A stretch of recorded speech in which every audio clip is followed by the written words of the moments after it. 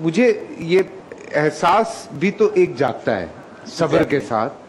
جب آپ روزہ رکھتے ہیں تو ایک احساس بھی تو جاگتا ہے نا آپ کا کہ آپ جس چیز سے گزر رہے ہیں تو کوئی اور نہ جانے کب کب کتنی بار گزرا ہوگا اس سے. وہ احساس کیا نہیں جاگ رہا ہے آج کل؟ کیا ہو کیا گیا ہے یہ میں سیریسلی، یہ بڑا سیریس سوال ہے. گریجولی ایز این انڈیویجول اور پوری قوم ڈی سینسٹائزیشن کی طرف جا رہی ہے، حساسیت ختم ہو رہی ہے. بھی آپ نے دو بڑے اہم ٹاپکس یہاں چھیڑے کہ ویسٹ میں تو لوگ باقاعدہ آپ کو ڈسکاؤنٹ بھی فراہم کر رہے ہیں، آپ کو فیسیلیٹیٹ کر رہے ہیں، یہاں تک کہ آپ کو یعنی اسلامی دنیا کے اندر بھی آپ کو جو پاکستان کے علاوہ دیگر ممالک ہیں آپ کو لگے گا کہ بہت ایک بڑی تبدیلی کو رونما ہونے جا رہا ہے. میں نے ٹرکی میں دیکھا ہے، ایران میں دیکا ہے، یہ بہت ہیوی لیول، بہت زیادہ وہ اس کو لوگوں کو فیسیلیٹیٹ کرتے ہیں. جی بہت زیادہ، اور اس کو ایک یعنی خوبصورت دن اور ایک مہمان کی آمد کے طور پر اس کو منایا جاتا ہے.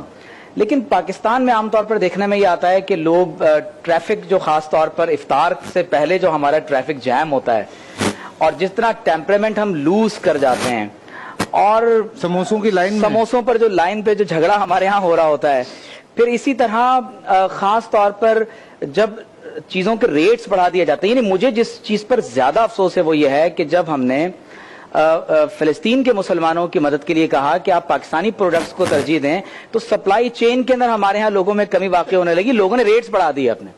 تو یہ ہماری دراصل اخلاقی گراوٹ کا عالم ہے. اور میں یہ سمجھتا ہوں کہ آپ صلی اللہ علیہ وسلم نے ہمیں راستے کے حقوق ادا کرنے کا حکم دیا ہے.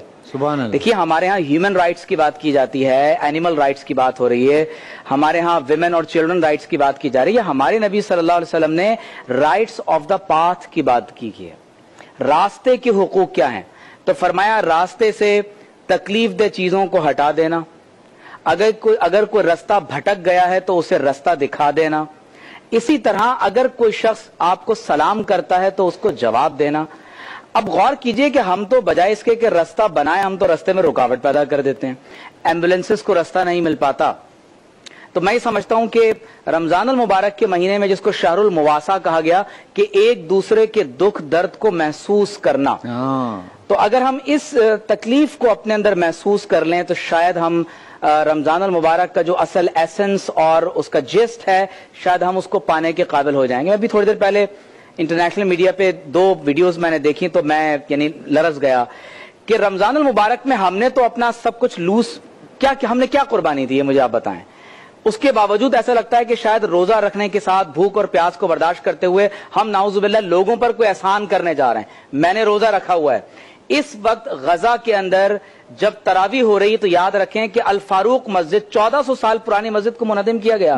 اس ملبے کے ڈھیر پر کھڑے ہو کر لوگ نماز ادا کر رہے ہیں. اللہ اکبر. تراویح کی نماز ملبے کے ڈھیر پر ہو رہی ہے.